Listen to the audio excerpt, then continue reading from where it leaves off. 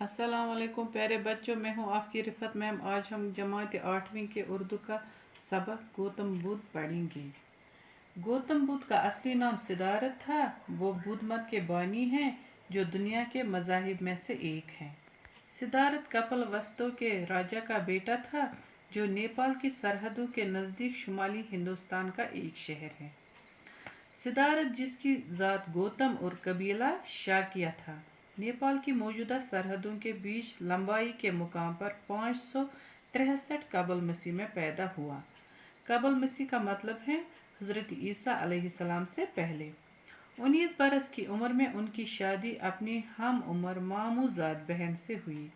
शाही महल में पुरतैश माहौल में उनकी परवरिश हुई, ताहम वो खुद इस माहौल का खोगर नहीं हुए। वो बेकल रहते थे। बेकल का मतलब है यहाँ पे बेकरार। उन्होंने मुशाहिदा किया कि बेशतर इंसान गरीब है और इस महरूमी के सबब मुसलसल इब्तिलाओं में घेरे रहते हैं।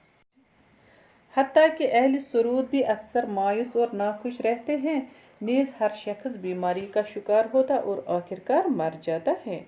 सिद्धार्थ ने गौर किया कि क्या कोई ऐसी कैफियत भी है जो इन आर्जी मसरतों से जो बिलाखिर मौत और बीमारी से पामाल हो जाती है, मारा हो और दायमी मसरत की हामिल हो। मारा का मतलब यहाँ पे खाली है।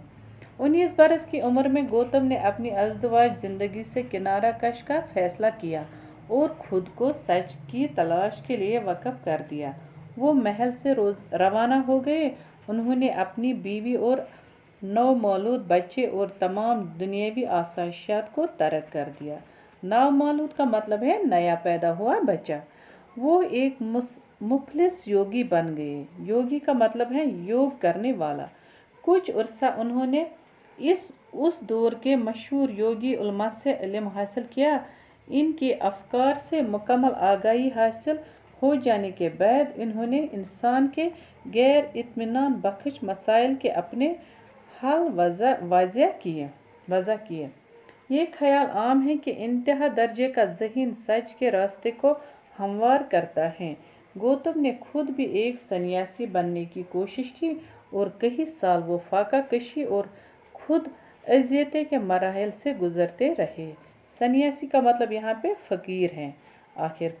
आखिरकार इससे अदराक हुआ कि जिस्म को अजियत देने से जहन में अबहाम पैदा होता है। अबहाम का मतलब है साफ साफ बयान। इसीलिए ये रियाजत इन्हें सच की करीब न दे सकी, चनाचे कुर्बत न दे सकी। चनाचे उन्होंने फिर इससे बाकायदा खुराक लेनी शुरू की और फाका कशी को तर्क कर दिया। खलूत में इन्होंने इंसानी मौजूदगी के मसाइल पर इस्तिगराक किया। आखिर एक शाम जब वो एक अजीम अलजसा इंजीर के दरख्त के तले बैठे थे, इन्हें इस चेस्तान के सभी टुकड़े बाहम यकजा होते महसूस हुए।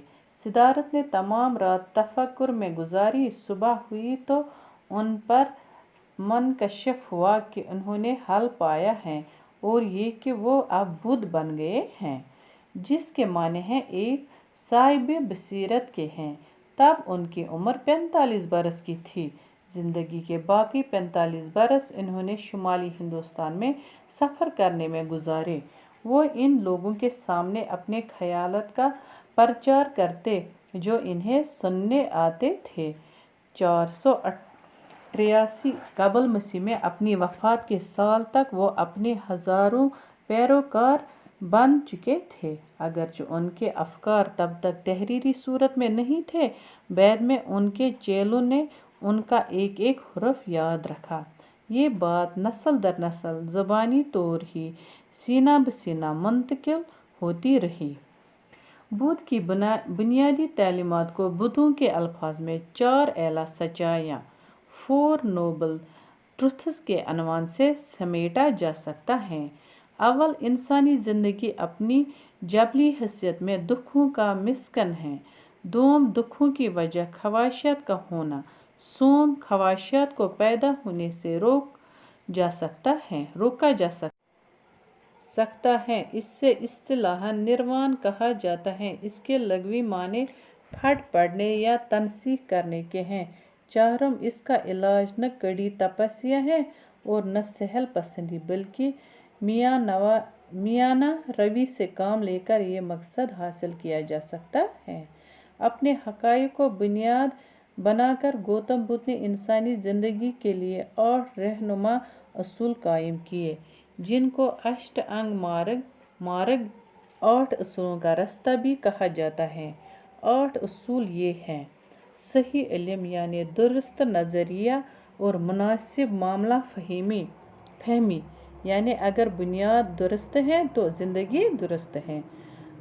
دوسرا ہے صحیح ارادہ، درست ارادہ ہی نروان کو راہ دکھاتا ہے، یعنی نروان حاصل ہونے پر تمام دکھ فنا ہو جاتے ہیں۔ تیسرا صحیح کلام، حق گوئی، نرم لہجہ، محبت بھری بات چیت یعنی شیریں بیانی ضروری ہے اور غلط گفتگو جھگڑے کو دعوت دیتی ہے۔ چوتھا صحیح علم یعنی اپنی زبان، نظر یا ہاتھ سے کسی کو تکلیف نہ پہنچانا، چوری نہ کرنا، غریبوں اور بیماروں کی مدد کرنا، بد چلنی سے دور رہنا اور خدمت خلق کرنا۔ پانچواں جائز و حلال کمائی یعنی محنت اور ایمانداری سے اپنے لیے روزی کمانا۔ چھٹا ہے صحیح کوشش، یہ کوشش جاری رکھنا کہ ذہن پیرا گندا نہ ہو اور اس میں برے خیالات پیدا نہ ہو۔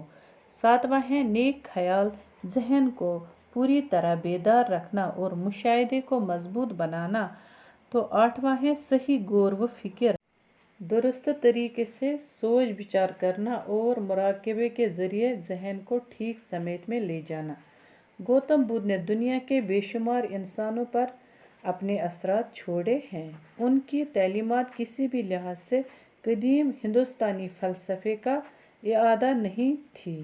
گوتم بدھ کے تاثرات کی گہرائی کے سبب ہی بدھ مت ہندوستانی حدود سے باہر تک پھیلا اور اس کے فلسفہ نے قبولی خاص و عام کی سمت حاصل کی۔